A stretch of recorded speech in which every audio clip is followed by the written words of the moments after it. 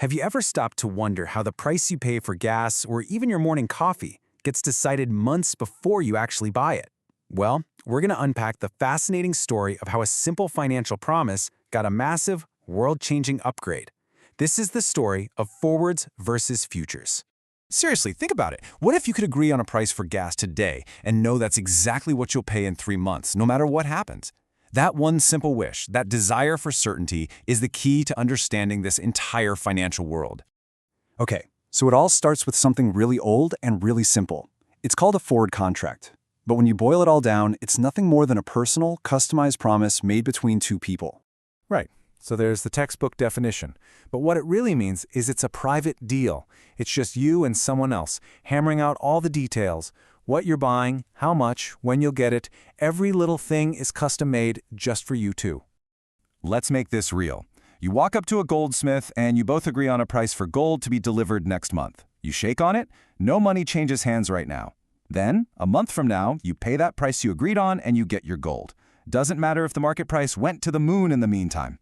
Sounds perfect, doesn't it? Well, not so fast. This is where a simple promise starts to get, messy. So, what happens when it becomes really inconvenient or expensive for someone to keep their promise? This is where the forward contract starts to show some serious cracks. There are two huge risks you gotta worry about.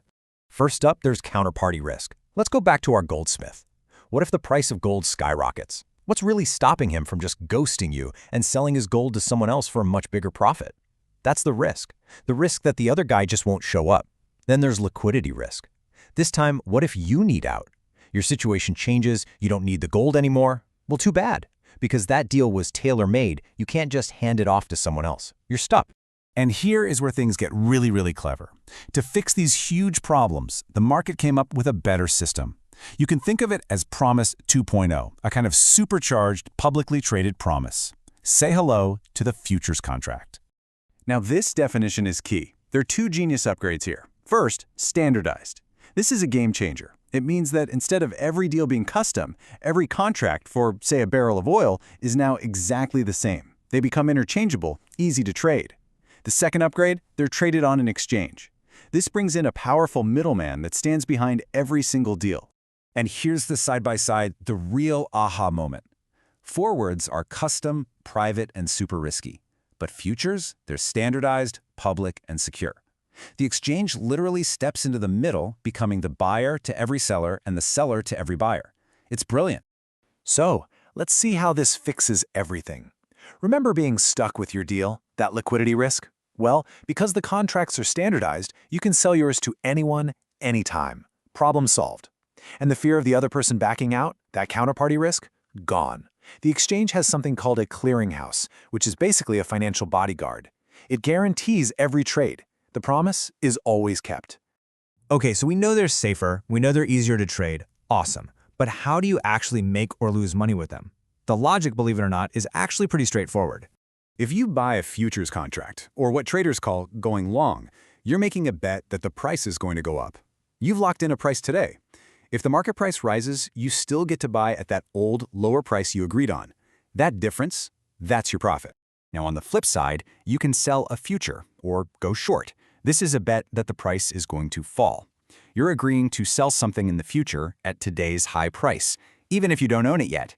If the price crashes, you can just buy the asset cheap on the market to deliver on your deal, and you get to pocket the difference. So who are all these people doing this buying and selling?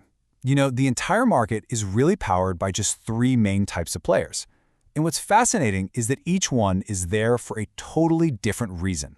First, you've got the hedgers. Think of a farmer who's worried about crop prices falling, or an airline worried about fuel prices rising.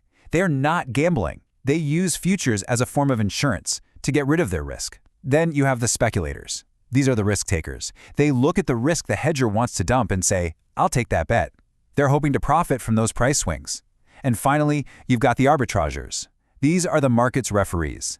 They look for tiny, fleeting price differences and make risk-free profits. And in doing so, they keep the whole system fair and efficient.